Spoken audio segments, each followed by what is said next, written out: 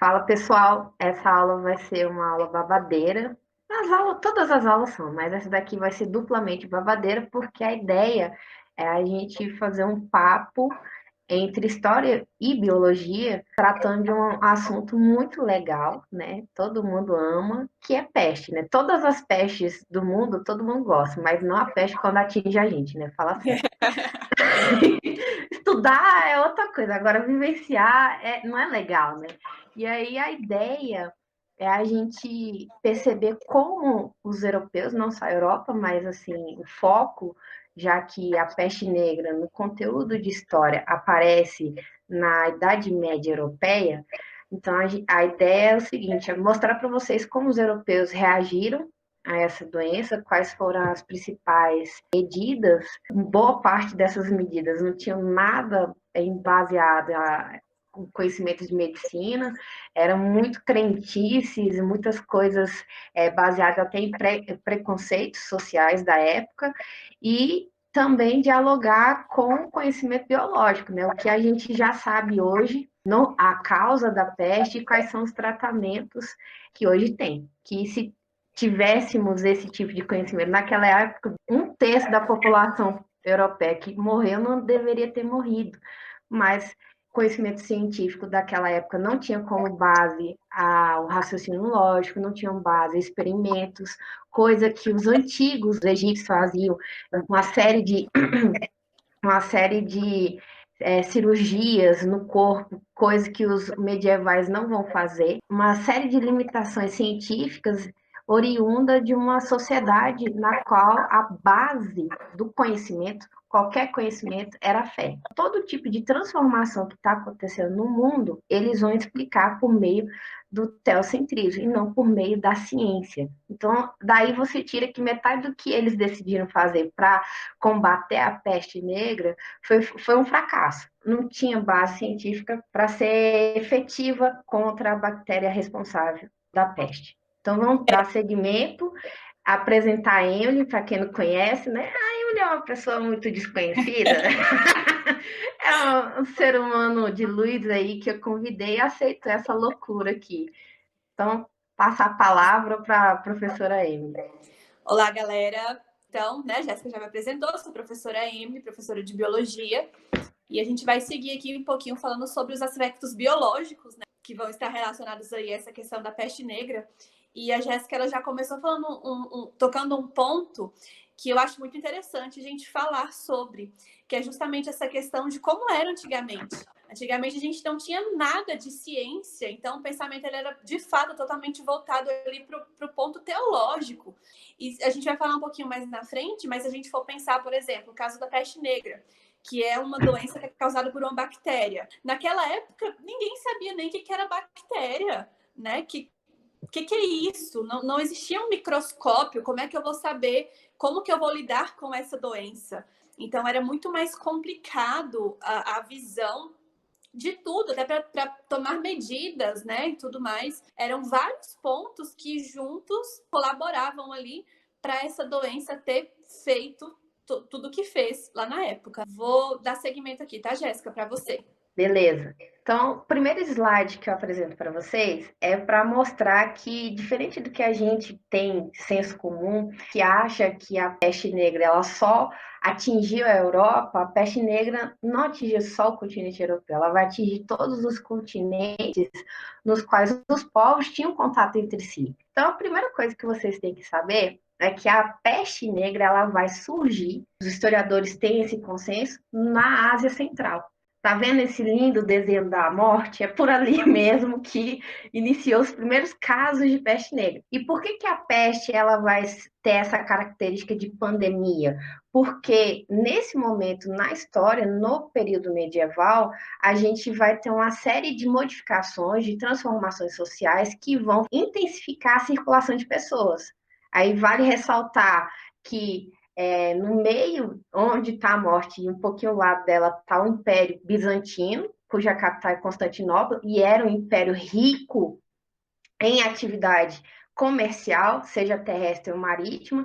Além desse império, a gente tem o Império Árabe, muçulmano, expandiu o território, conquistou territórios na Ásia, na África e na Europa, que é também um império rico em atividade comercial. E nesse momento, quando a gente fala de baixa Idade Média, os reinos europeus estão das cruzadas, que a ideia deles é salvar Jerusalém, que está na mão dos árabes. Esse projeto de libertar Jerusalém vai trazer uma consequência positiva para os reinos medievais, que é a reabertura dos portos europeus, que estava na mão dos árabes.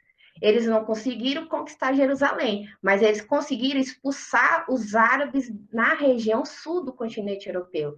Isso vai ser legal e importante, principalmente para a Botinha. Quem é a Botinha? Península Itálica, para os reinos italianos. Cidades italianas que vão ser as principais zonas de urbanização do mundo europeu. O ressurgimento do comércio marítimo se deve muito à cidade de Veneza, a Gênova, essas regiões da Península Itálica, expandir novamente a atividade mercantil, principalmente marítima europeia. E aí lembre-se, contato com diversos povos, além de fomentar conhecimento cultural, troca cultural, também troca de fluidos, né? E pestes. E é assim que a peste negra, que estava lá na Ásia Central, na região ali da Mongólia, da China, vai paulatinamente propagando-se para as regiões a oeste da Ásia, bem como chegando na parte norte do continente africano e, consequentemente, na Europa. Passa aí para mim, Emily. Vale ressaltar que, paulatinamente, a gente tem que levar isso em consideração. Antes de morrer milhares de pessoas na Europa, né, a peste ela vai causar várias mortes na região asiática. Como vai começar a propagação da peste negra para a região europeia? Isso vai acontecer por meio das colônias europeias na região asiática. E isso aí eu peço para vocês lembrarem da videoaula sobre as cruzadas, porque Gênova e Veneza também vão ser responsáveis pelo financiamento de algumas cruzadas. O objetivo delas não é salvar Jerusalém dos árabes, não, é conquistar regiões geopolíticas estratégicas, banhadas pelo Mar Negro, ou nessa região mais próxima ao Império Bizantino, para serem colônias deles. Então, são essas colônias europeias, muito próximas ao Império Bizantino ou ao Império Árabe, o pontapé inicial para a contaminação do continente europeu. Porque até então, como o slide que apresenta, as 24 milhões de mortes foram só no Oriente. Solta aí, Emily. Quando eu falo que a humanidade está perdida, é por conta disso. Colônia genovesa, chamada Cafa, fica numa região estratégica, perto do Império Bizantino, justamente para fazer esse rito de comércio marítimo intenso entre Ásia e Europa, onde Gênova, Veneza, ou seja, cidades italianas tinham praticamente a hegemonia dessas atividades comerciais e mercantis nessa região, eles vão travar uma batalha. Por quê? Essa região colonial quer sua liberdade dos mandos dos italianos. Obviamente, toda a região colonizada quer ser livre, e isso vai gerar um conflito. E aí, o que vai acontecer? Os nativos dessa região da Crimeia, boa parte da população deles já estavam morrendo em decorrência da peste. Se a gente for ver no mapa onde fica a Crimeia, fica perto do Mar Negro. O Mar Negro fica numa região que liga tanto a parte leste do continente europeu quanto a parte oeste do continente asiático. Então, é uma parte literalmente, de limite entre os continentes. Aí, o que o pessoal vai fazer? Ele vai pegar os corpos do pessoal que morreu da peste e jogar na cidade. Gente, sério, eu fiquei chocada quando vi isso, mas é o nível das estratégias bélicas da época. Ó, a gente não tem armamento para igualar a força bélica dos genoveses, vamos usar os corpos, né, infectados pela peste, jogar na cidade que estava sob domínio genovês, os genoveses com medo daquela situação, vendo corpos literalmente caindo no céu, eles vão falar: eu vou pegar meu barquinho e ir para minha Península Itálica. Partiu cidadezinha. Aí, qual é o problema?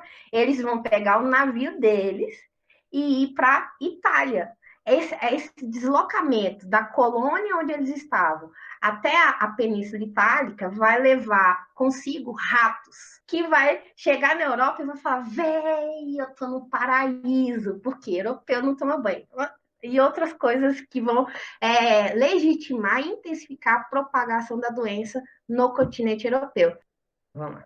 Esse mapa, trajeto que a peste vai ter ao longo da primeira grande pandemia de peste negra que vai assolar a Ásia, a África e a Europa. Observa que os primeiros casos estão literalmente nessa região aqui, leste asiática, onde é a Mongólia, a China atualmente. E aí, olha só como está tudo relacionado. As regiões mais afetadas pela peste negra são regiões de centros urbanos, são regiões onde tem os burgos. Aí lembra lá a aulinha sobre renascimento urbano e comercial. O que são burgos? As feiras medievais onde os burgueses viviam e trabalhavam na feira. Então, é essa região de aglomeração de pessoas que não tomam banho e não tem saneamento básico, é que vai ser o foco da peste. Então, observa ali no leste asiático, por que essa região vai ser o pico, né, digamos assim, mais atingido na parte asiática? Porque é ali onde é a concentração da extração e da rota da seda. Se vocês forem ver a setinha, a rota da seda é uma das rotas terrestres e também marítimas usadas tanto por asiáticos quanto por europeus para intensificar o comércio, principalmente esse comércio que era um comércio muito requisitado pelos ricos, evidentemente, porque seda é um tecido de gente nobre, de gente do clero, não é para qualquer um. Então, por isso que a rota da seda é uma das rotas mais intensas nesse período medieval. E, infelizmente, se eles não tinham higiene pessoal, íntima, não tinham saneamento básico, imaginem no navio. Então é por isso que os ratos que eram endêmicos da região asiática, quando viam o navio europeu atracados nos portos, eles subiam. Ó, cheirinho gostoso, vou ficar aqui. E boa parte deles já estavam infectados da bactéria e encontraram um terreno fértil para prosperar. Observem também que as rotas no Oriente Médio, principalmente na região de Damasco, também foi atingido. Então, o Oriente Médio também foi atingido pela peste negra, porque o Oriente Médio, principalmente a região de Meca, é uma região sagrada para os árabes. Lembre-se disso, os muçulmanos, pelo menos uma vez na vida, têm que ir para Meca, que é cidade sagrada para eles. E aí vai ter muita gente envolvida, muita gente junta. E lembre-se, pouco se sabia sobre vírus, bactérias. Então, não havia uma série de medidas de higiene básica que hoje a gente tem, nessa época não vai ter. E isso vai intensificar também a série, não só a peste negra, mas uma série de infecções que hoje basta lavar a mão para evitar. E aí vocês podem perceber que depois do Oriente Médio, nessa região que está no mapa, e dão destaque a Damasco, porque Damasco era um centro comercial urbano importante. Na parte europeia, as partes mais prejudicadas, mais atingidas pela peste negra, que são regiões, como eu venho falando para vocês, de centros urbanos. E aí esse mapa ele representa muito bem a trajetória da peste negra, da Ásia até a Europa. Essa imagem representa uma das formas como a peste negra ela atinge o corpo humano. O ratinho, quando ele chega, ele tá lá alimentadinho, bonitinho, daí vai aparecer um outro bichinho que vai falar assim: opa, tem um ratinho aqui, deixa eu ir lá alimentar do sanguezinho dele. Que bichinho é esse? É a pulga. Daí que a pulga falava: opa, tem um tanto de rato, vou ter alimento, porque ela se alimenta do sangue dele. Ela olhava assim e falava: vou ter alimento por muito tempo. Só que o que rolava? Quando a pulga ia sugar o sangue do ratinho, o rato estava cheio de bactéria, repleto, sentia muita bactéria ali nele.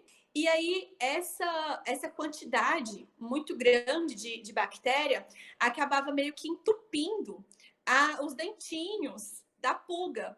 E aí, o que acontece? O sangue mesmo não chegava no sistema digestório da pulga, entendeu? E a pulga continuava com fome. Ela olhava assim e falava, cara, esse maldito desse rato não me deu a comida que eu precisava, eu ainda tô com fome.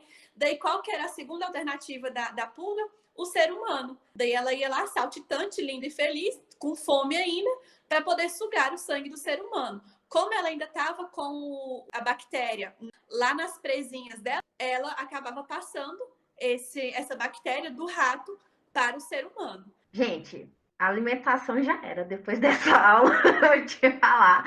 Então, assim, tadinha da pulga. A pulga. Gente, fala sério, então a culpa nem é da pulga também, velho. Porque a pulga tava com fome, ela queria comer, e o cérebrozinho dela não assimilar que ela tinha comido, tadinha, ela foi pular pro humano. Necessidades, né? Exatamente. Ela foi pular pro humano querendo comer. Os grandes feudos medievais não tinham lá esse saneamento básico todo, não. Quem já viu aí um filme medieval que monta, né, a áurea, o que era a Idade Média, tem um filme recente do Robin Hood que eu acho fabuloso, que é uma cena de o veinho, o nobre lá, tá jantando. Na mesa dele tem rato. E aí ele, do lado, aí na frente dele tem um rato, do lado tem uns cachorros e ele cospe no chão. Então, essa é o dia a dia da alimentação da nobreza. E gente, ele era nobre, né? A elite medieval. Imagina o servo, que era a base da sociedade medieval. A Emily pode explicar isso melhor do que eu, mas assim, o grande primeiro impacto da peste foi no período medieval. Mas, posteriormente, vai ter casos de peste negra no século XVII, no século XVIII, no século XIX, no século XX, mas as diferenças são no trato. Né? A bactéria está aí, a diferença é como a gente reage, como a gente combate. Como a Jéssica já citou anteriormente, a peste negra, né, a doença, ela foi causada aí por uma bactéria. Essa bactéria que ela tem esse nomezinho lindo aí de Yersinia pestis. Ela é uma bactéria que, assim, depois, né, de muito tempo, porque se a gente for pensar, o surto que a gente teve da peste negra, o maior que teve foi lá no século XIV, um maior número de mortes, mas a gente só descobriu mesmo o que era que causava aquilo muito tempo depois, porque foi lá em 1894 que a gente conseguiu descobrir que o que causou tudo aquilo lá no século XIV foi uma bactéria. E aí, quem descobriu essa bactéria foi um bacteriologista francês, que o nome dele era Alexandre Yersin. E aí, por isso que a bactéria tem o nome aí de Yersinia pestis, né? Porque foi uma homenagem ao carinha que descobriu a bactéria causadora da peste negra. E só de curiosidade, esse gênero, né, Yersinia, a gente já comentou aí dos organismos, né? Então a gente vai ter o gênero, que é Yersinia, e Yersinia pestis é a espécie, né? Mas a gente tem 12 espécies dentro desse gênero aí, Yersinia. Então, tem várias outras bactérias dentro do grupinho aí, dentro desse gênero. Mas a que mais causa mal ao ser humano, a que é mais letal, é a Yersinia pestis, que é a que causa aí a peste negra. Quando a gente pensa um pouquinho em células, em modelo celular e tudo mais, a gente vê que a gente tem basicamente dois tipos celulares, né? A gente tem organismos que são procariontes e a gente tem organismos que são eucariontes. As bactérias, elas estão dentro daquele grupinho que é dos seres procariontes. Então, toda a estrutura celular dela é muito simples. Eles não vão ter são organismos que não têm toda aquela organização, né, lá dentro, de ter aquelas organelas e tudo bonitinho. Né? E da bactéria, por ser um organismo unicelular, composto por uma célulazinha só, isso facilita todo o processo de reprodução, dela se multiplicar tão rapidamente, tão facilmente. A Yersinia pestis, ela é uma bactéria que ela é um cocobacilo, né? O que é isso? A gente olha aqui para a imagem, a gente vê que ela tem um formato de bacilo, né? Ela parece um bastante compridinho, né? Então, entra aí das bactérias que são cocobacilos e ela é chamada de gram negativo. Gram negativo é uma forma também da gente estar diferenciando aí os grupos de bactérias, porque quando a gente vai fazer análise no microscópio, a gente coloca um corantezinho, a gram negativa ela não fica pigmentada, não absorve essa pigmentação. tá? Então, a Yersinia pestis, ela entra no grupo de bactérias que são gram-negativas. Então, para ela, tanto faz a presença ou não de oxigênio, ela sobrevive aí em determinadas funções.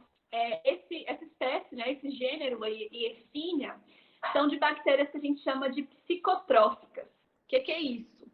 Elas são bactérias, gente, que elas conseguem sobreviver a diferentes temperaturas. Então, eu acredito que esse pode ter sido um dos grandes motivos também dela ter conseguido ter estado tão bem na Europa. Porque na Europa a gente tem invernos que são muito rigorosos, mas a gente tem verões que também são quentes. De acordo com o mapa da propagação da peste, a gente pode ver que a peste ela conseguiu atingir populações banhadas pelo mar Mediterrâneo, que tem um clima super quente, né?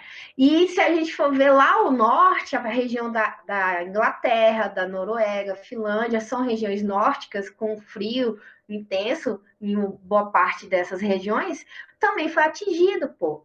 Então, isso é uma característica mesmo da bactéria. Pra vocês terem uma noção, elas conseguem se reproduzir tranquilamente de 0 até 4 graus Celsius. Tranquilo, que é um frio horroroso. Ela se reproduz lá, ó, de boas. A temperatura ótima, né, de reprodução dela é a 26 graus Celsius. Então, olha só a diferença. Então, eu acho que isso explica muito esse tempo todo que ela conseguiu ficar ali na Europa. Isso justamente por conta dessa característica dela de conseguir se manter mesmo em condições em que o clima não está muito favorável. Mas para ela não fazia muita diferença. Um outro fator que é muito interessante da gente saber também é o período de incubação dessa bactéria. O período de incubação dela é de 2 a 6 dias. Então, assim, a manifestação do quadro clínico, ele é muito rápido. Então, se você se contamina, sei lá, você se contamina hoje, daqui, né, o período de incubação dela é curtinho, então rapidamente você vai começar a sentir os sintomas, rapidamente você vai perceber que você está infectado. Meio que não tem aquela opção de você ser assintomático. Galera, olha só, como a gente comentou lá no comecinho da aula ainda, sobre a questão de como é a contaminação. Então, só retomando aqui para a gente entender um pouquinho as diferentes manifestações, os diferentes quadros clínicos da doença. O que acontece? Assim como a gente falou, o ratinho, né, ele vem então contaminado já com as bactérias, e aí é aquele negócio, o ratinho está contaminado, a pulga vai lá, se alimenta do sangue do rato, se alimentando do sangue, consequentemente, ela acaba puxando também as bactérias, porque elas vão estar lá na corrente sanguínea do rato, e aí a pulga não vai ter matado a fome dela, vai estar ali, né, com o estômago roncando ainda, e vai querer sugar o sangue do ser humano. A gente vai ter 3 possibilidades aí de quadros clínicos, que é a peste bubônica, a peste septicêmica e a peste pneumônica. O que acontece? Acaba que uma é a agravação da outra, né? Elas estão todas bem ligadinhas. Então, quando a gente fala da peste bubônica, ela vai ser aí a que é de fato contraída diretamente pelo contato com as pulgas ou com ratos infectados. Ela vai ser caracterizada pelos gânglios, né, pelos nossos gânglios linfáticos aí, que vão estar acumulados, eles vão ficar meio que entupidos, né? O nosso sistema linfático, ele vai começar a inchar, ele vai criar meio que linfonodos, como se fossem aquelas ínguazinhas, porque a bactéria vai estar bloqueando ali a passagem da linfa. Ela bloqueia o sistema e aí a gente tem a criação aí desses linfonodos. Esses gânglios, eles vão se acumular principalmente aqui na região do pescoço, na região das axilas e na região ali próxima à virilha. Eu coloquei até uma imagenzinha aqui, ó, pra gente observar, que é uma imagem mais ou menos aqui, debaixo aqui da axila, né, que se a gente perceber tá bem redondinho aqui, tem um gânglio, né, bem grande aqui, e na outra imagem, ali na virilha, né, ali próximo à coxa, a gente tem a formação de um gânglio. Esses gânglios, gente, a gente chama eles de bulbão. Por conta desse nome, chamado de bulbão, que ficou o nome como peste bubônica, por conta da formação desses inchaços. Se a gente tiver uma evolução da bubônica, né? Se ela continuar ali, a gente não conseguir ter uma pausa no que está acontecendo, essa bactéria pode sair dos nossos vasos linfáticos e atingir a corrente sanguínea. Quando ela atinge a corrente sanguínea, consequentemente, ela atinge também os órgãos e ela atinge os tecidos. Daí é que a gente começa a ter hemorragias, vai ter manchas negras pelo corpo, em determinadas partes do corpo, e principalmente nas extremidades. Então, na ponta dos dedos da mão, na ponta dos dedos dos pés, principalmente, começa a ter esse processo aí de escurecimento dessas extremidades. Com o passar do tempo, né, da gravação desse quadro clínico, a pontinha dos dedos ela pode começar a gangrena, que é quando a gente começa a ter o apodrecimento, literalmente o apodrecimento ali das extremidades. E é justamente por conta dessa questão que a gente teve aí o nome, né? Peste negra. Não tá bom ter essa peste septicêmica, não, né? Não tá legal. Vamos gravar isso um pouquinho mais? Bora gravar um pouquinho mais. Gente, até agora, até aqui a peste bubônica e a evolução, né, que a peste septicêmica, ela tá de boas. Tipo assim, o número de letalidade é ainda menor. Tipo, é ruim, é ruim. Quando a gente chega na peste pneumônica, que é a evolução lá da peste septicêmica, ela passa para o pulmão. Quando ela passa para o pulmão, ela começa a mexer nas nossas vias respiratórias.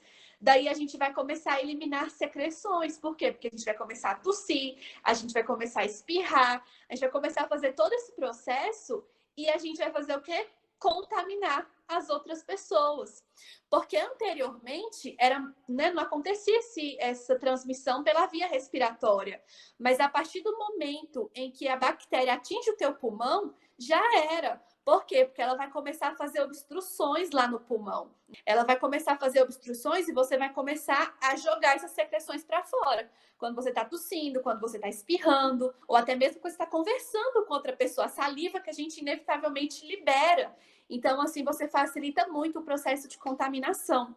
E quando a gente chega aqui nessa terceira parte, que é a peste pneumônica, é muito difícil você conseguir controlar. Então, a taxa de letalidade aqui ela era praticamente de 100%. Então, por isso que tanta gente morreu, porque quando chegou a esse nível aqui de contaminação, aí já tinha bagunçado o negócio todo ali no corpo da pessoa, porque você pensa só comigo, cara, você já danificou os seus vasos linfáticos, você já fez com que chegasse na tua corrente sanguínea, nos seus tecidos, nos seus órgãos e no órgão responsável aqui, principalmente pela respiração, que era o pulmão. Então, você agrava pra caramba aí, o nível aí de letalidade aumenta consideravelmente. Então, eu diria que, assim, as outras duas são ruins? São. Mas, né, nada é tão ruim que não possa ficar pior. Do que aconteceu? Ficou pior. Peste pneumônica. Acho que todo mundo aqui já ouviu falar várias vezes em relação à capacidade que os micro-organismos eles têm de se mutar. A Yersinia, ela já se mutou, né? Ela tem aí vários registros de mutações. E a gente acredita, dentro aí do ramo da ciência, que a gente tem variedades geográficas, tá? Então, mutações que a bactéria sofreu, dependendo do local aí onde ela esteve. Tá? Então, a gente tem variedades geográficas acontecendo constantemente. Acredita que a gente tem a variedade que aconteceu lá na Ásia e a gente tem mais outras duas variedades da Europa. Uma mutação que essas bactérias fizeram. Acaba sendo um pouquinho diferente, dependendo do local onde a gente está falando, mas o efeito dela é o mesmo. É só para vocês perceberem que ela também sofreu mutações. Deixar registrado para vocês, os anos de pico da peste foi 1347 até 1351. E aí o que acontece? A gente está no século XIV, período medieval. Quem controla a explicação do mundo, a explicação das coisas sobrenaturais é quem? A igreja, não é a ciência. Então, tenho isso em mente para a gente entender as medidas que os médicos da época vão assumir. Primeira coisa, olha esse quadro, essa imagem são dois médicos atendendo um paciente. Imagina, no período medieval, tu tá morrendo de peste bubônica, peste negra, aí vem um médico com a cara de corvo com a roupa toda de couro preto, ainda com um pau na mão, porque o pau arrasou. Eu vou usar esse pau, velho. Eu vou ressuscitar esse pau para minha vida, mas depois eu falo dele.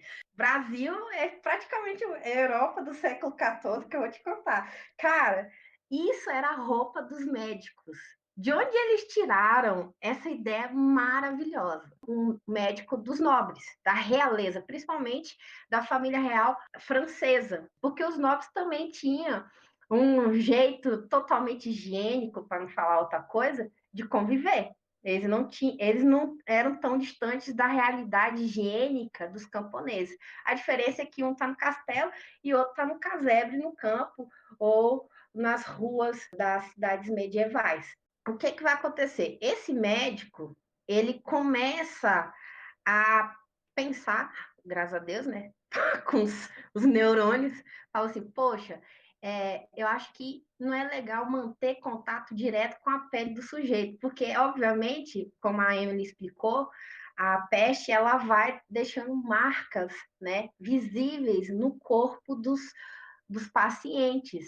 E aí, o que que os médicos, esse médico, o senhor Charles, pensou? Vamos manter o mínimo de contato com esse sujeito, só que eu preciso tocá-lo. Inegavelmente, o médico, ele precisa tocar no paciente. Tinha uma bota, a luvinha e essa máscara maravilhosa. Depois eu falo da máscara de forma mais detalhada. Isso tudo para proteger o médico do contato com o paciente, para evitar que o médico também venha a sofrer algum tipo de contaminação. Como eu falei para vocês, não é só a roupa.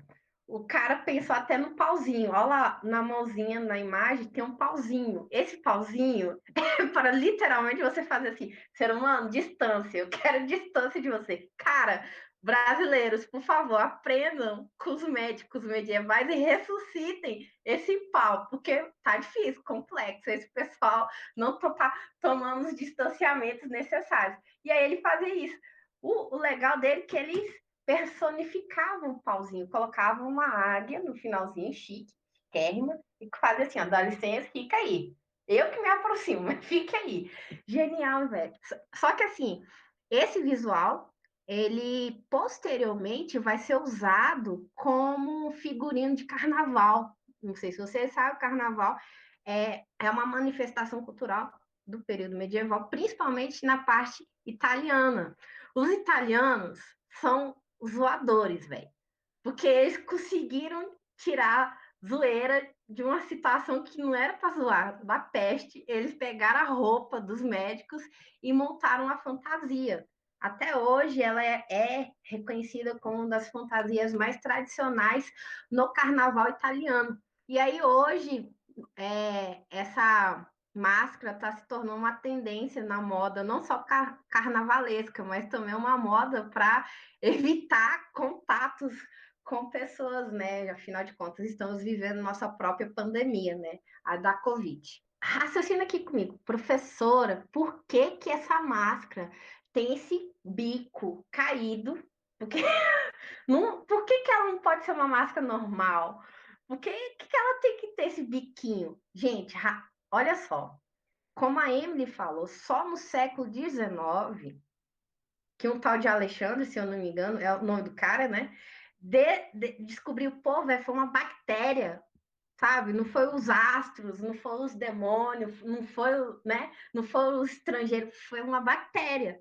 Isso século XIX, a gente está no século XIV. Levou séculos aí para descobrir. Então, o que que os médicos raciocinavam? Como eles não viam a causa e, inegavelmente, secreções fedem, as pessoas que tomam banho não fedem também, mas quando estão doentes e soltando secreções fedem mais, na mente deles, ele falou assim: o odor podre que eles estão inalando tem relação com a doença. No final desse bico, eles colocavam uma mistura de ervas. Essas ervas servirem de filtro.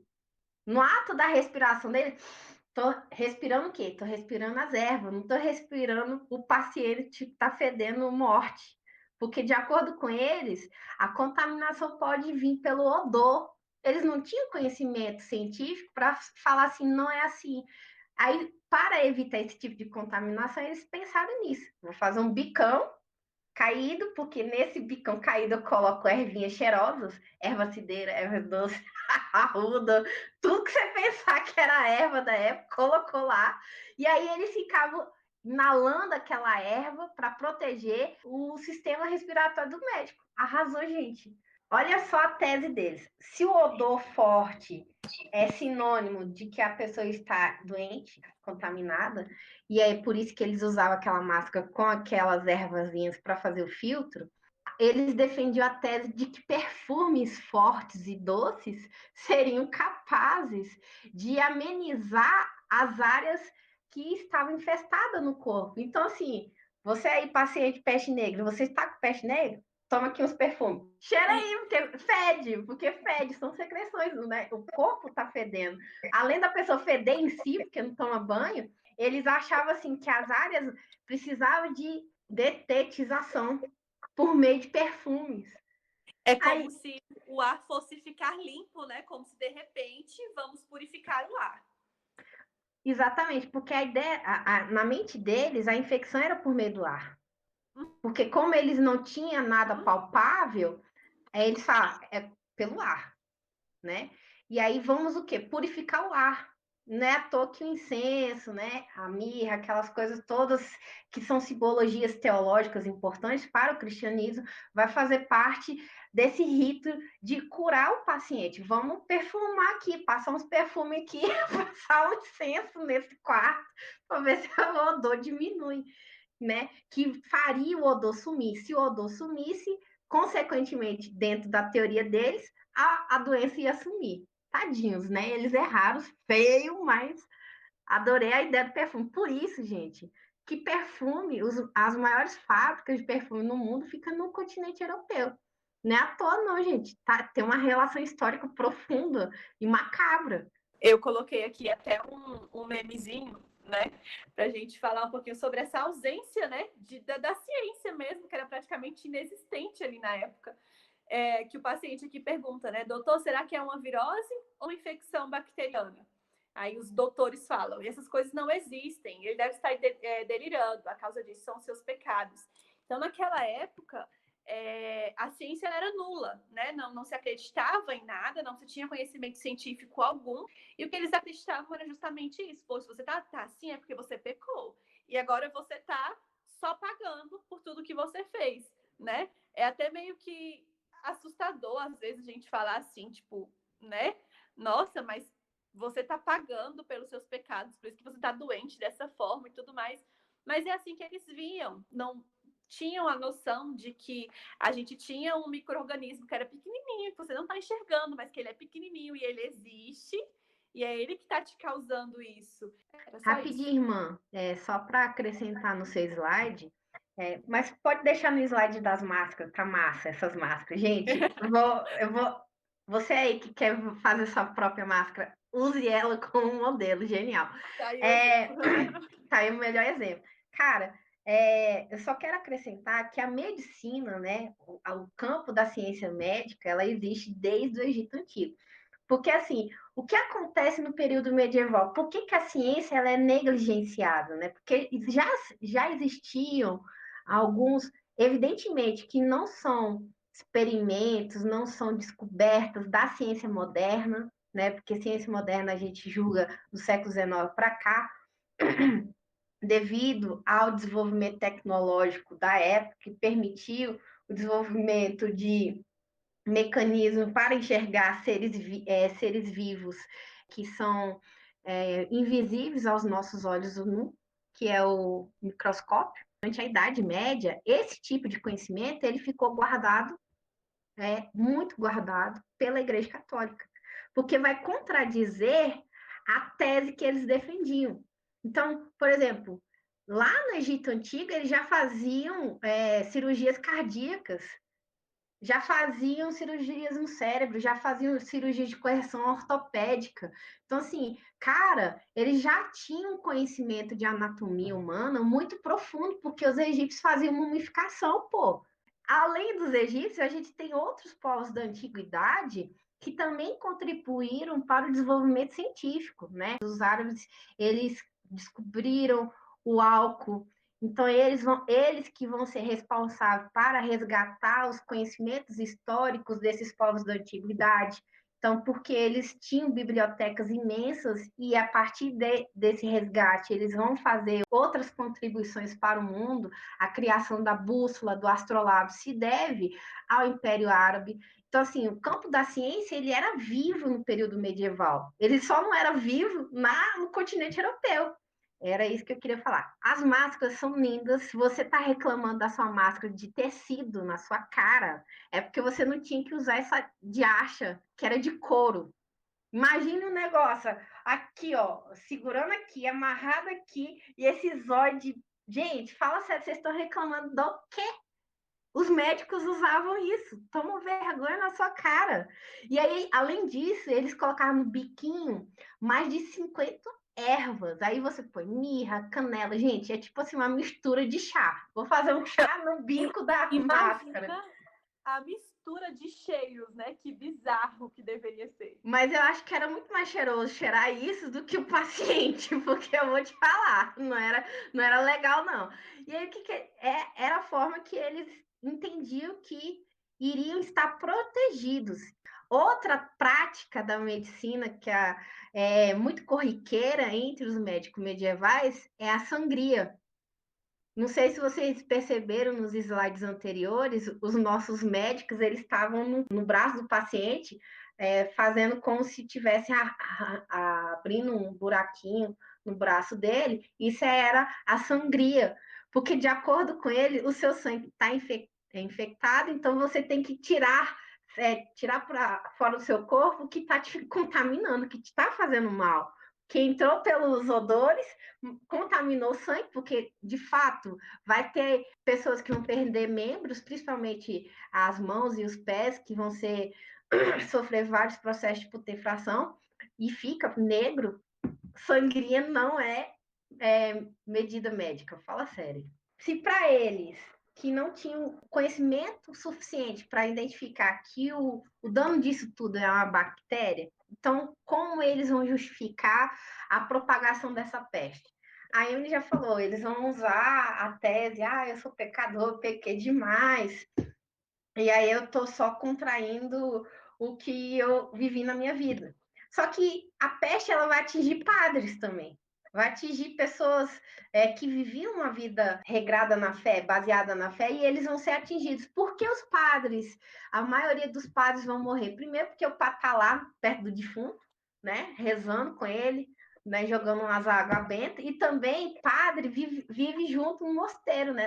Nos seminários, e aquele padre que ia lá rezar, né? Para quem estava tossindo, vai tossir em cima dele. Aí ele vai para o mosteiro, vai para o seminário, vai tossir em cima dos outros padres e contaminar a maioria dos padres que estavam lá, que não tinha acesso à educação médica suficiente para combater a propagação. E aí, qual é a tese que vai reinar? É baseada numa xenofobia. A gente está sofrendo esse mal se deve aos estrangeiros, mas não é qualquer estrangeiro, é o judeu. Então, assim, tem gente que acha que Hitler inventou o antissemitismo. O antissemitismo existe desde que os povos semitas existem. E vocês sabem muito bem, na videoaula sobre o Império Árabe, eu falei que os árabes são um dos povos semitas. Os judeus é um deles também. Só que os judeus, eles vão ser os bodes expiatórios da vez. Quando você não tem conhecimento, quando você está à mercê da morte, você não tem nenhum tipo de assistência, nenhum tipo de cura, você precisa encontrar um culpado. É uma série de situações que levam as pessoas a buscarem violência de uma forma impensável, irracional, achando que vai salvar a si mesmo, aos seus entes queridos. É o que eles vão fazer com os judeus nessa época. Os judeus é o grande bode expiatório, foram vocês os causadores da peste negra, a gente vai pegar sua comida, as suas terras, o seu dinheiro, vai te matar, vai te perseguir por uma bula papal, que é tipo um documento oficial do Papa, falando, véi, seus doidos, os judeus não tem nada a ver com isso, não. Nem os pecados Não é nada disso, não. Aí você pensa assim, o Papa vai ter um conhecimento real da situação. Não, velho, ele vai falar que é uma questão dos alinhamentos dos astros. Ele vai recorrer à astrologia. Eu falei, ah, não. Essa foi uma das melhores explicações que eu já vi.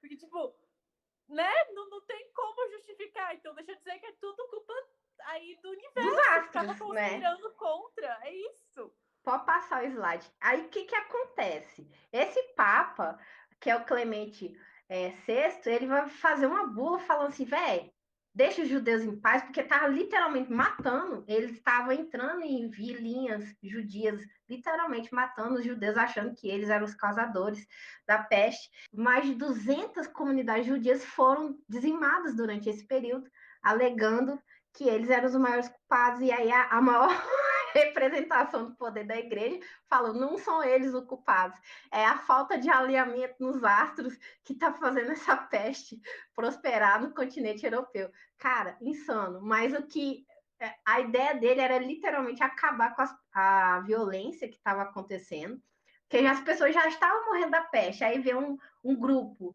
de sem noção, matando judeus inocentes, achando que está fazendo alguma coisa. Você acha que matar quem é inocente vai resolver a situação? Não vai. Então, o Papa teve que intervir nesse momento, mas ele interviu com base nos conhecimentos meramente astrológicos que ele tinha na época. Todo mundo que já viu um filme sobre o período medieval já viu a personificação de uma bruxa e o pet dela sempre é um gato. Não é qualquer gato, é um gato preto. Isso não foi invenção de Hollywood. Isso é crença que existia no período medieval, ao ponto que eles vão massacrar os gatos. Existia uma crença difundido, vocês sabem muito bem que a Inquisição vai começar nesse período da Baixa Idade Média Europeia. Eles vão perseguir os hereges, quem era contra os preceitos da Igreja Católica Apostólica Romana, mas também aquelas figuras que tinham algumas práticas sociais meio estranhas. E aí entra as bruxas. Uai, esse negócio de fazer chá, misturar erva com não sei o que, fazer um guento, isso aí tá errado. Isso aí é a ação do demônio nessa pessoa, porque ela não é médica. Porque os médicos medievais são excelentes. Eles fazem sangria. Essa doida aí que pega erva no meio do mato, essa é bruxa. Um médico medieval que tá certo. Então, eles vão começar a desenvolver uma série de preconcepções de que mulheres que fazem esse tipo de prática são bruxas. E aí, como identificar uma bruxa? Toda bruxa tem um pet. Qual é o pet da bruxa? É um gato. Vai matar um bando de gato, porque eles são vistos como seres demoníacos, né? Que transitam entre os mundos, sei lá porque eles acreditam nisso, e eles são portadores desses odores, dessas coisas ruins que pode atingir o humano. E essas mulheres loucas que ficam criando ele, obviamente, é agente do demo, fala sério. O que vai acontecer? Novamente vai vir uma bula papal do Gregório IX, que ele vai fazer o seguinte, ele vai discutir a possibilidade dos gatos serem mesmo agentes de demônio. Gente, incrível! O pessoal morrendo de peste, eles estão fazendo uma bula papal, que é um documento oficial da igreja, falando assim, será que os gatos são agentes do demônio? Enquanto eles estão discutindo, a população insana está matando gato. E aí, qual é a consequência biológica? Se você elimina um predador natural do rato, né? Que é o gato. E aí o rato tá fazendo o quê? Dançando. Sabe quando o gato sai de casa, o rato faz a festa? É o que vai acontecer na peste negra. Estão matando os gatos, aí os ratos estão falando assim: é minha vez, eu vou prosperar. E vai, velho, porque os gatinhos vão deixar de existir, tadinhos. Causa um desequilíbrio, né, completo na cadeia alimentar. Exatamente. Você tá acabando ali com o predador e a presa tá ó, só se multiplicando ali. Se a gente for pensar no rato, ele se multiplica, a reprodução dele é muito rápida. Eu julgo assim, aqui se faz, aqui se paga. Matar os gatos, torturar os gatos e, em consequência disso, levar uma peste negra no cucuru que fica. Gatos, eles poderiam ter eliminado um pouco a população de ratos no continente europeu, mas eles foram eliminados por uma crendice otária que eles eram vistos como agentes do demônio. deu no que deu, né? A natureza responde. Sempre que atinge a natureza responde. Uma hora ou outra, ela responde. E do jeito dela, toma lá da cá. É uma lapada atrás da outra, né? Exatamente. A natureza não brinca, não. Outro dado interessante, eu acho que vocês não sabem, a ideia da quarentena, você ficar isolado durante 40 dias, ela vai surgir nesse período onde a Europa está à mercê da pandemia da peste negra. E aí o que acontece? Quem é que desenvolveu essa brilhante ideia? Não se sabe quem, se sabe a localidade, aonde começou essa ideia da quarentena. Foi nas cidades italianas, principalmente Veneza, porque Veneza era um grande centro comercial. Tinha os seus portos abertos para vários navios de vários povos de outros continentes. E eles não poderiam parar a circulação de mercadoria, porque boa parte da economia de Veneza, assim como boa parte das cidades italianas, dependiam das atividades mercantis. Então, qual foi a estratégia deles? Vamos permitir o acesso dessas mercadorias, mas antes deles atracarem, eles vão ter que ficar em quarentena. Tanto a tripulação quanto as mercadorias, elas não poderiam sair dos navios durante 40 dias, porque se a tripulação está sã, 40 dias é só um momento de, literalmente, de dar aquela mudança dos ares, literalmente, porque como eles não tinham conhecimento que era uma bactéria, eles achavam que precisava trocar os ares no navio para permitir que essa tripulação, essa mercadoria seja atracada nos portos de Veneza. Caso contrário, se houvesse alguma tripulante doente, não poderia nem a tripulação, muito menos a mercadoria entrar em solo italiano. Então é assim que começa a quarentena. A quarentena vai começar através dessa medida na cidade de Veneza, posteriormente outras cidades litorâneas vão aderir a essa ideia, porque foi uma ideia que deu certo, eles perceberam que deu certo. Então, todas as cidades que tinham portos, eles vão tomar essa medida de quarentena. E aí, o que acontece? Vão pensar o seguinte: tá vindo um navio lá de Constantinopla, no meio da viagem, alguém cai doente, porque rapidinho se vê a manifestação da doença. Quando chega na região itálica, onde ele deveria abastecer a região, ele não pode aportar. E aí ele tem que, por obrigação, anunciar para todo mundo ao seu redor, todos os navios e cidades, que a tripulação está doente. E por isso mesmo precisa de ajuda, porque os mantimentos alimentícios, a água precisa ser reposto, mas eles não podem sair de lá. E aí eles usam uma bandeira. Então, a bandeira da quarentena tinha que usar como uma manifestação. Fique distante, mas, por favor, ajude a gente, porque a gente está precisando de ajuda. Então, essas foram algumas medidas que começaram no período medieval e até hoje, essa medida do distanciamento, do isolamento, ainda é usada como medida preventiva para inibir a propagação de algum tipo de peste, de doença que é facilmente transmitível. Além da quarentena, boa parte da sociedade europeia começou a fazer isolamento social. Eles perceberam, opa, tocar em gente doente não é legal. Né? Ver a pessoa cuspindo em cima de gente doente não é não. Respirando, tossindo, não é legal. Então, aqueles que tinham condições, ou seja, os nobres, as pessoas ricas da igreja, o alto clero, que tinham condições de se isolar em suas propriedades rurais ou em ilhotas, alguns deles tinham condições monetárias de ter ilha, eles se isolavam nessas ilhas até o surto passar. Só que isso é uma minoria social, é um privilégio de uma minoria social. O isolamento social ele não foi possível para toda a sociedade europeia. Isso não é uma regalia deles, isso é uma realidade até hoje. Se a gente for ver, tem muitos deles que estão na frente de batalha, em hospital, na segurança nacional e etc., não podem parar de trabalhar, são serviços essenciais. O que vai acontecer? No período medieval, não tinha ainda práticas humanas em relação aos pacientes, às pessoas doentes. Boa parte das pessoas doentes eram deixadas para trás, literalmente para morrer. Isso não só para quem estava com peste negra. Quem era leproso, eles eram literalmente excluídos da sociedade. A mesma coisa com os doentes da peste negra. Tem até relatos da época falando que as pessoas literalmente fechavam a casa com tijolo, literalmente, tijolo e cimento, deixava a pessoa com a doença na casa e ir embora. Nada humano da parte dos parentes. Isso é parente, deixando parente deles, que ama de paixão, morrer sozinho, agonizando, porque é a dor violenta que essa peste faz no corpo. Aí as desumanidades que ocorreram durante essa pandemia, além da perseguição a judeus, perseguições a gatos, a todos os estrangeiros, e além disso, a desumanização aos pacientes. Né? Então, esse tipo de situação aconteceu sim na peste negra, não dá para tampar os fatos com a paneira. Muito bem, evidentemente que as pessoas eles começaram a pensar, né? Não é à toa que aquela roupa de corvo, ela não foi aleatória, ela foi pensada. Apesar dela ser muito macabra, ela tinha a ideia de evitar o contato do médico com o paciente, porque eles foram percebendo que esse contato ele transmitia a doença, né?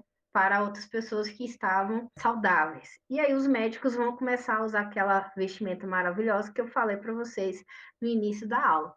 Posteriormente, eles vão perceber que até os defuntos, até o corpo, não deveria ter contato algum. E aí, o que, que eles vão fazer?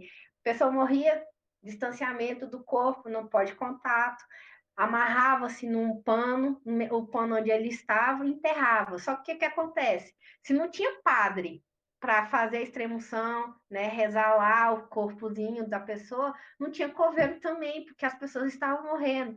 E aí não tinha condição de cada morto ter a sua covinha. E aí o que, que eles vão fazer? Covas comuns. Abrir um buraco para todo mundo que morreu da peste e jogar todos os corpos lá. Essa era uma tática. A outra tática era o quê? Meter fogo. Muitos corpos foram cremados. De acordo com os historiadores especialistas, no período medieval, se fala de 1/3 da população. Mas existe uma ala que fala que foram 2/3 da população que morreu, porque justamente porque não se cotava os pobres, né? Vala comum, ninguém, 1, 2, 3, 4, não, vai jogando, e aí não se sabe ao certo a quantos morreram. Como eu falei para vocês, eu mencionei, não tinha que cover, as covas separadas só para muita gente da alta sociedade que tinha condição para ter o seu cantinho de descanso, aqueles que não tinham jogavam em vala comum ou se não cremavam. Não é à toa, seres humanos, vocês forem aí ter condição monetária e viajar para a Europa, vocês vão se deparar com um subsolo europeu cheio de caveira. Se a gente for ver, boa parte dos cemitérios, eles estão localizados perto de igrejas, como não tinha espaço para todo mundo no cemitério, as igrejas ao redor dessas cidadelas que sofreram a intensa atividade da peste negra, vai enterrar seus mortinhos em valas comuns lá, né? À toa que quando fazem escavações arqueológicas, encontram, principalmente ao redor dessas igrejas, mosteiros, restos mortais. O que eles tinham na época a seu dispor, eles tentaram usar e usaram da melhor forma possível, apesar de forma macabra, como mostra aqui a cena, a evolução médica, digamos assim, da Idade Média para o século XVII, para o século XXI de hoje, muitas coisas mudaram devido a descobertas, inventos tecnológicos que permitiram aos nossos médicos, aos nossos cientistas terem contato a esses seres micro-organismos que, que são as causas dessas doenças e também criar ferramentas para combater vacinas quando é necessário, né, os antibióticos necessários para esse tipo de peste não assolar, não matar tanta população como foi o caso que aconteceu no século XIV no continente europeu. Eu vou falar um pouquinho sobre as profilaxias. As profilaxias são nada mais, nada menos do que as medidas de prevenção, né, que você tem aí contra a peste negra. Só que, assim, quando eu paro para pensar um pouquinho nisso, eu acho que é muito fácil a gente parar para falar de profilaxia na realidade em que a gente vive hoje, né? Porque eu falo para você, beleza, é uma profilaxia a gente ter medidas de prevenção básica, né? Você ter um tratamento de água e esgoto, né? Saneamento básico, você fazer sua higiene pessoal, lavar suas mãos e não sei o quê. É muito fácil, entre aspas, quando a gente pensa na realidade em que a gente vive hoje. É muito difícil a gente aplicar essas profilaxias que a gente tem conhecimento hoje lá no que acontecia na Idade Média, por exemplo, num local onde você não tinha condições de saneamento básico, você não tinha essa preocupação da higiene pessoal, né? Como a Jéssica falou, a galera não curtia muito o banho, né? Então, assim, eles não tinham muita noção do quanto isso poderia ser prejudicial, né, na questão de você estar acumulando em micro-organismos no teu corpo e tudo mais. Então, assim, pensar na realidade que a gente vive hoje é fácil, né? Agora, pensar na realidade que existia lá na Idade Média é completamente diferente. Depois que a gente teve um avanço aí no pensamento científico, tecnológico e tudo mais, tratar, né, e evitar a peste negra ficou muito mais fácil. Então, questão da gente tratar os doentes de forma correta, a gente evitar pulgas. Beleza, Emily, como é que eu faço para evitar pulgas? Uai, gente, você tem um petzinho em casa? Mantenha ele limpinho, né? Você vive na tua casa, não acumula lixo, não, né? Para poder não ter essa propagação de ratos. Então, a gente tem forma, sim, de evitar as pulgas. Eu estou falando o exemplo do pé, é porque a pulga, ela não fica só no rato, tá? Ela pode estar também em vários outros mamíferos de menorzinhos. Então, em alguns outros roedores, alguns animais que são domésticos também. Então, assim, a pulga, ela pode ficar atrelada a ele também, apesar de que na maioria dos casos, né, era muito mais lá nos ratos, nos roedores e tudo mais. Então, as profilaxias, elas são as medidas que a gente tem para poder evitar, né, a doença. Que as realidades dos países hoje são diversas, são desiguais. A gente tem países em condições de calamidade social, de extrema pobreza, boa parte da sua população não tem acesso a saneamento básico, não tem acesso ao mínimo de saúde pública, e nesse quadro o Brasil se encontra, né? Aqui eu trouxe um registro histórico da peste negra no país, né, no nosso Brasil. Não foi no século XIV, porque Cabral demorou alguns séculos para chegar aqui e propagar umas doenças para cá e matar os nossos povos nativos, mas a peste negra, ela tem um registro histórico no Brasil no século XX. Não estou falando século XIV, eu estou falando século XX, logo ali, no início do século XX. Ou seja, não é distante da nossa realidade em termos históricos. Em termos de vida humana, está um pouquinho longe, mas em termos de história, é logo ali. Foi ontem. E por quê? Porque o Brasil, no início do século XX, não tinha um mínimo de saneamento básico para que as pessoas vivessem de forma digna. E aí, o que vai acontecer? O primeiro caso de peste negra foi registrado em São Paulo. E por que São Paulo? Porque São Paulo, historicamente, é uma região de portos. Olha lá que delícia. Olha lá os ratos de novo. O que o governo fez? Aprendeu as lições do passado e logo ativou o mecanismo para impedir a propagação? Não. Silenciou. Mocou. Abafa o caso. Deve ser uma doença qualquer aí.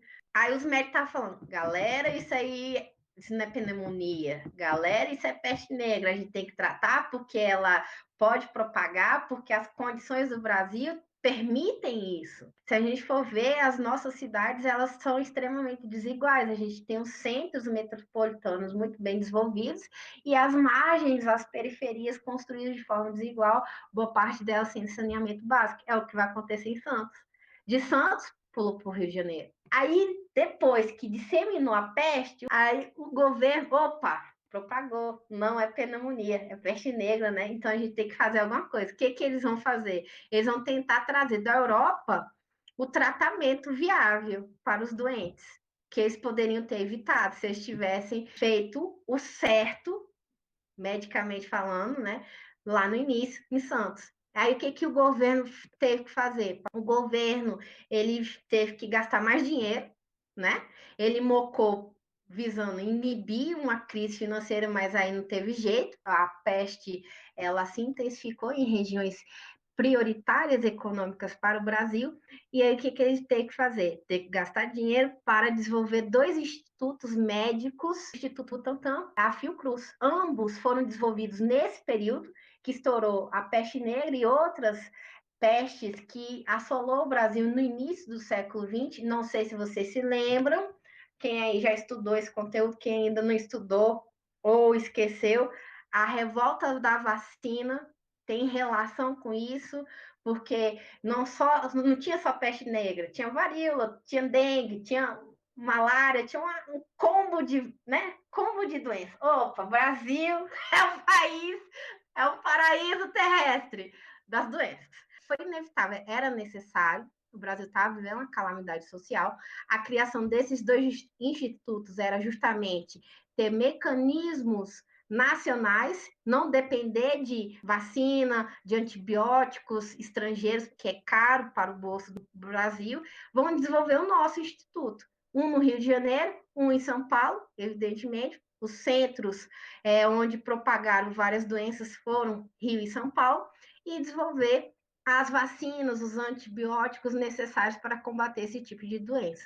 Evidentemente, a doença ela foi controlada, mas registros históricos sobre a peste negra no Brasil tem casos até 2005. Só que, ok, já tem antibióticos, né, já tem o tratamento necessário, e aí, posteriormente, essa saga, né, que o Brasil teve no início do século XX, os dois institutos, eles se especializaram.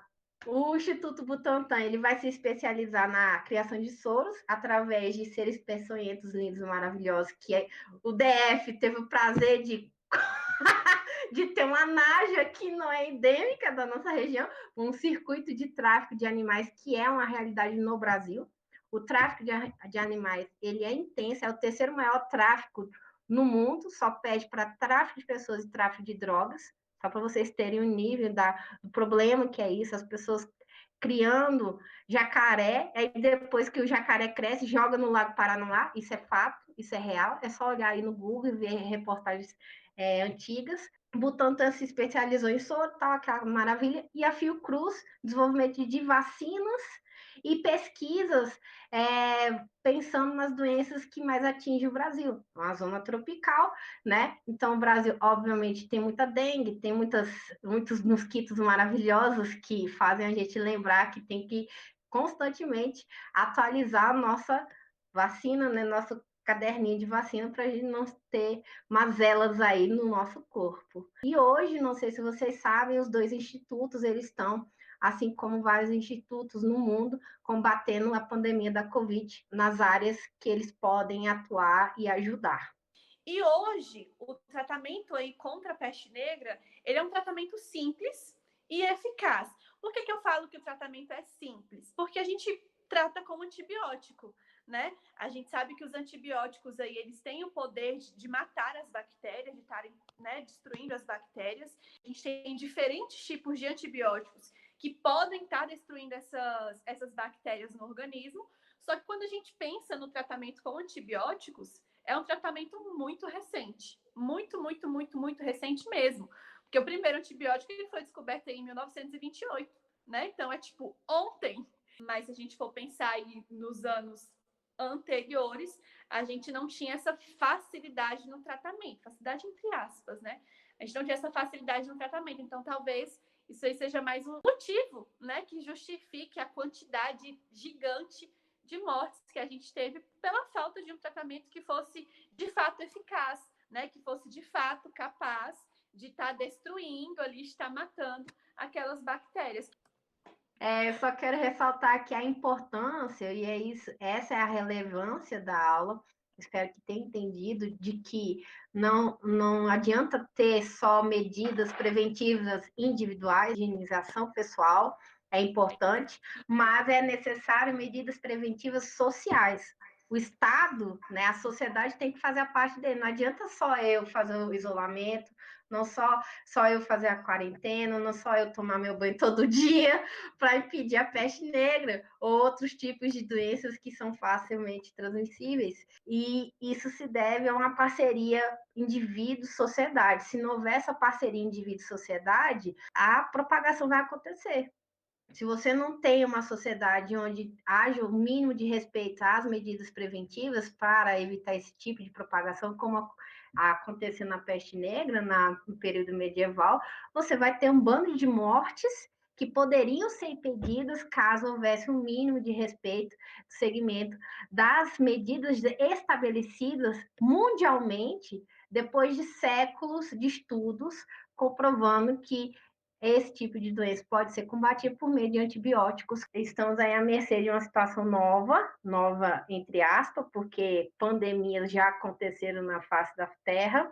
Aonde tem humano, bactéria e vírus, vai ter treta. É isso que vocês têm que entender. O ser humano, enquanto um indivíduo que futuca o meio ambiente, não respeita o meio ambiente, que faz uma série de transformações na natureza, sem levar em consequência as suas ações, então eu acho que as pandemias elas estão aí para tipo assim, humano, se toca, ser humano, se toca, reage Batman, muda a postura diante de mim, porque eu existo antes de você, querido. Sabe o que eu acho bizarro, assim, de verdade, bizarro mesmo?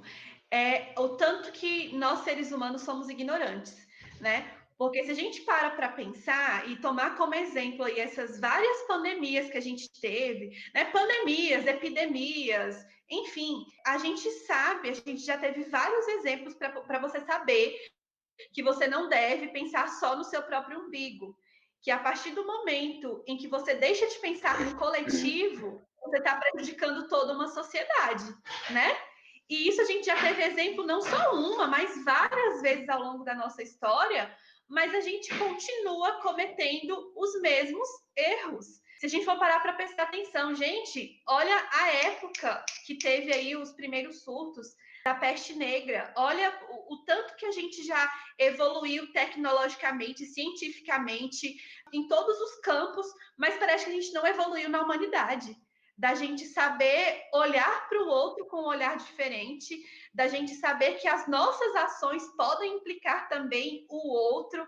A gente, dentro da biologia, a gente escuta de várias pessoas falarem assim, que o ser humano é a espécie mais evoluída, né? Ou que o ser humano é o animal racional. Porque o ser humano. Gente, mas se a gente for olhar o reino animal e a gente for olhar cada grupinho animal, a gente é o único grupo animal que é capaz de acabar com a gente e com os outros. Entende? Isso é bizarro. O ser humano ele não faz sentido aqui na minha cabeça. Não vai.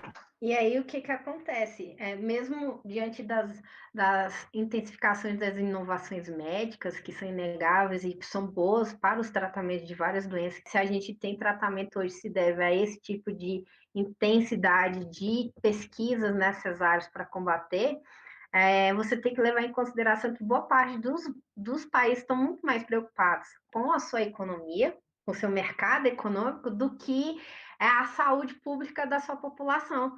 Aí, só que eles esquecem, se a população morrer, quem é que vai consumir?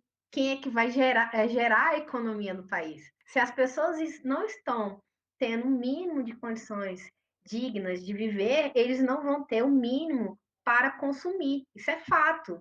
Você não vai gastar seu dinheiro doado. Você não vai gastar esse dinheiro para você consumir alguma coisa que é desnecessária, né? Se na Idade Média, se a gente for fazer um paralelo, se na Idade Média o teocentrismo, né, essa ideia de explicar o mundo através da fé, né, explicar todo tipo de desigualdade social, problemas de doença por meio da fé, foi nocivo para combater a peste negra, essa ideia de focar só na economia, salvar só a economia vai levar ao declínio da nossa forma de viver, se a gente não mudar a nossa forma de viver, e não só entre nós, né? Não só entre nós, porque tem um bando de gente que está na sua ilhota, né? E olhando só para o seu umbigo. Você não consegue sobreviver sem o meio ambiente. E o meio ambiente consegue viver sem você, querido? Fala sério. Ele está aqui há muito tempo antes de você. Você só está aqui porque uma bactéria lá não sei quantos milhões de anos atrás, desenvolveu oxigênio, cara. E aí você evoluiu esse ser que respira oxigênio. Então, mano, se isola, baixa a bola. Você não é tão especial, não. Você é só um ser entre os seres desse planeta Terra. Depois de 5 horas, né? Eu que agradeço. Aula, misericórdia, haja edição, eu tô aqui, meu Deus, eu tenho que editar várias coisas, socorro. Mas é isso, obrigada. Eu espero que a gente consiga fazer outro rolê desse juntos. É isso. Sim, com certeza. Eu acho sempre muito legal a gente pegar a pegada, né, histórica e a biológica. Eu acho que elas estão sempre caminhando de mãos dadas, né? Essas várias doenças que a gente teve aí ao longo da história, eu acho que a biologia explica, mas o contexto histórico explica mais ainda, porque dá para a gente entender o porquê daquilo. Então, eu espero que a gente tenha, sim, algumas outras oportunidades aí para continuar nesse nosso papo.